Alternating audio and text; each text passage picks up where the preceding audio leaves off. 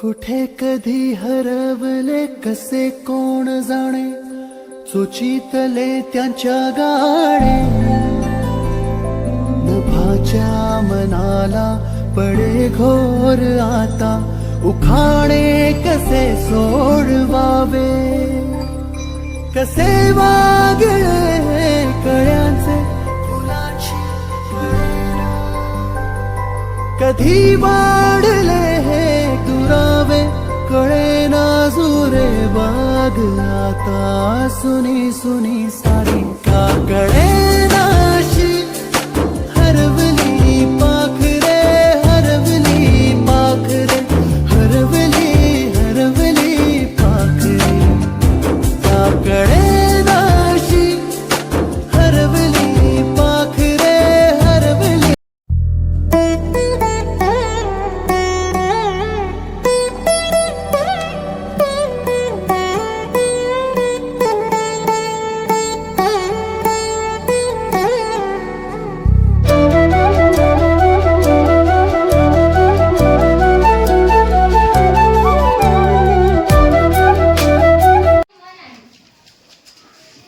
गाठली जरी आम्ही भव्य दिव्य शिखरे, राहू सदैव तरीही या शाहीची पाखरे.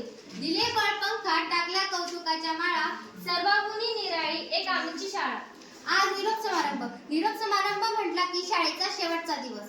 सर, आम्ही तुमच्यासाठी काही नाही पण छोटासा सत्कार आयोजित केला आहे, तर तुम्ही तो सत्कार स्वीकारावा अशी विनंती करते. मी सर्वप्रथम आपल्या शाळेतील मुख्याध्यापिका श्री वारके मॅडम यांचा सत्कार करण्यासाठी निकम साक्षी व प्रिया बच्चाव यांना आमंत्रित करते. मुश्किल से मुश्किल सवालों का भी हल दिया है आपने, मुश्किल से मुश्किल सवालों का भी हल दिया है आपने, और जो कभी ना भुला सको वो पल दिया है आपने, वो पल दिया है आपने. ठाकरे सर, तुमची कला ही अनोळखीच होती. ठाकरे सर, तुमची कला ही अनोळखीच होती. मनात राहील अशी चित्रकला होती. भूगोलाचा तो तास होता, त्या विषयाचे शिक्षक होते सावंत सर. भूगोलाचा तो तास होता, त्या विषयाचे शिक्षक होते सावंत सर. सर, कसं विसरता येईल तुम्हाला? तुम्हीच तर हसून हसून शिकवले भूगोल, तुम्हीच तर हसून हसून शिकवले भूगोल. पवार सर, तुमचा सहवास खूप कमी लागला. पवार सर, तुमचा सहवास खूप कमी लागला, पण तो मनात राहिला, पण तो मनात राहिला. भूमितीचे ते प्रमेय होते ते वाटायचे खूप अवघड, भूमितीचे ते प्रमेय होते ते वाटायचे खूप अवघड, पण सोप्यात सोपं शिकवलं त्यांनी. ते फक्त आमचं आहे सर, ते फक्त आमचं आहे सर. टीचर, तुमचा तास आनंदायी वाटायचा. टीचर, तुमचा तास आनंदायी वाटायचा कारण तुम्ही फक्त एक टीचर म्हणून नाही तर आईप्रमाणे शिकवायच्या.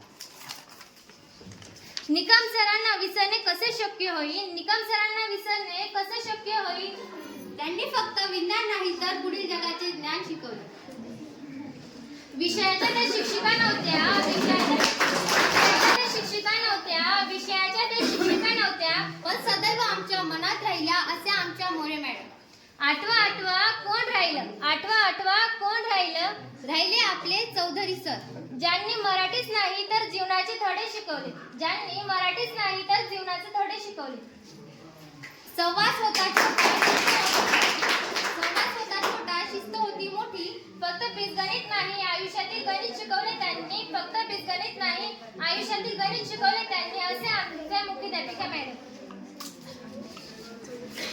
लाविते लळा जशी माऊली बाळ, आवडते माझं मनापासून शाळा. लाविते लळा जशी माऊली बाळ, शाळेविषयी प्रेम लळा जिव्हाळा व्यक्त करण्यासाठी आमंत्रित करते खैरनार शीतल. लाडके गुरुजन वर्ग आणि माझ्या जीवभावाच्या मित्रमैत्रिणींनो, आज 16 फेब्रुवारी. आज दिवस आमच्यासाठी किती जड आहे हे सांगायला माझ्याकडे शब्दच नाहीत. शाळेचे हे दिवस कसे सरले काहीच कळालं नाही. आज असा दिवस आलाय की आम्हाला या वस्तूंचा, या भागांचा आणि सर्वात महत्त्वाचं म्हणजे आमचा गुरुजनांचा निरोप घ्यावा लागतोय. गुरुने दिला ज्ञानरूपी वारसा, त्याच्याच मुळे घडला आयुष्याचा आरसा. सुरुवात करते आमच्या वारके टीचरांपासून. टीचर, तुम्ही आमच्या शाळेत आल्यात आम्ही 5व्या तासाची खूप वाट बघायचो. सर, तुमची मराठी आणि व्याकरणाची तुमची शिकवण्याची पद्धत अफाट होती.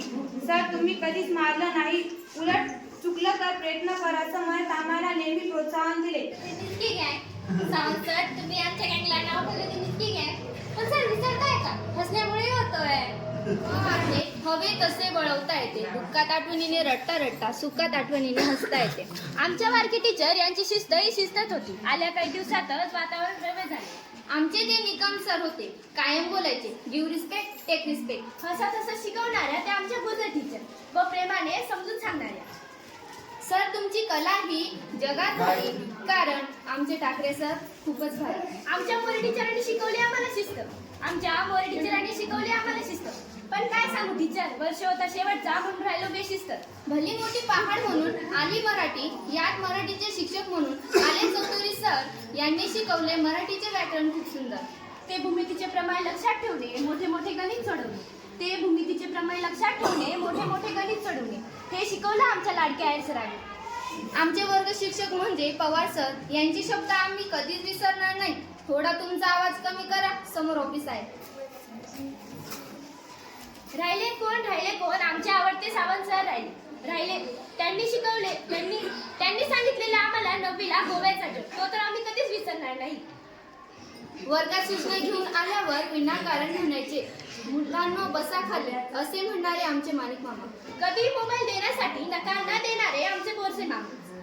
शांत व कायम हसमुख राहणारे आमचे बाळू मामा. निलेश मामा खेळायचे क्रिकेट. त्यांचे सिक्सर असे की बॉल सापडणे मुश्किल. कळलेच नाही दिवस कसे गेले. निरोपाची वेळ आली. आता मात्र मित्रांनो आकाशात झेपकेण्याची वेळ आली. निरोपाचा क्षण नाही, शुभेच्छांचा सण आहे. पाऊल बाहेर पडताना रेंगाळणारे मन आहे. मी येथे उपस्थित मान्य मुख्याध्यापिका मॅडम व सर्व शिक्षकांचे मनापासून आभार मानते. तुम्ही आम्हाला एवढे वर्ष शिकवले, आमचा पाया मजबूत केला. आज आम्ही या शाळेचा निरोप घेऊन कॉलेजला जाऊ. यामुळे आमचे मन हळवे होत आहे. खूप आठवणी डोळ्यासमोर येत आहे. शाळेचा हा आजचा निरोप घेतल्यावर पुन्हा अशी शिस्त मिळेल का? हे शिक्षकांचं कौतुक मिळेल का? पुन्हा कोणी म्हणेल का मुलींना 2 वेण्या घाले, असे खूप काही आहे.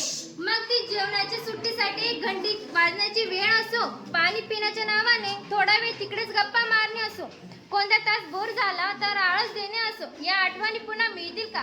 हे सर्व मनात आहे. बोलायला खूप काही आहे, पण एवढा वेळ नाही. जेव्हा वेळ होती तेव्हा बोलता प्रमेय असो या चित्रकला असो, आम्ही या शाळेचा निरोप घेताना फक्त या शाळेच्या आठवणी नाही तर या संपूर्ण 5 वर्षांची ज्ञानाची शिदोरी घेऊन जाऊ. जाता जाता एकच सांगते, एक गुरु ने अपने शिष्य के लिए क्या कुछ नहीं किया. एक गुरु ने अपने शिष्य के लिए क्या कुछ नहीं किया. शिष्य को पसंद थी रोशनी, गुरु ने खुद को जला दिया. धन्य आयुष्याला अर्थ मिळाला. चुका केल्या तरी आधार तुमचाच मिळाला. आज निरोप देताना डोळे नकळत भरून येतात, कारण गुरु हे नातं आयुष्यभर साथ देत राहतात. आमच्या स्वप्नांना पंख देणारे तुम्हीच आहोत. आमच्या चुकांना प्रेमाने रागवणारे तुम्हीच आहोत. आज निरोपाचा क्षण आला तरी एकच खात्री आहे, आमच्या प्रत्येक यशात तुमचंच नाव असणार आहे. आज निरोपाची वेळ मिळाली, पण ही जागा मनात राहिली. निरोप देताना डोळ्यात येतंय पाणी, आठवणी मात्र राहतील कायमची सोबत राहणी. आज दूर जात आहोत जरी इथून, मनात मात्र राहाल तुम्ही सदैव जगू. सन्मान्य व्यासपीठ, व्यासपीठावरील मान्यवर, वंदनीय गुरुजन वर्ग आणि माझ्या मित्रमैत्रिणी, आजचा हा क्षण आनंद आणि दुःख या दोन्ही भावनांनी भरलेला आहे.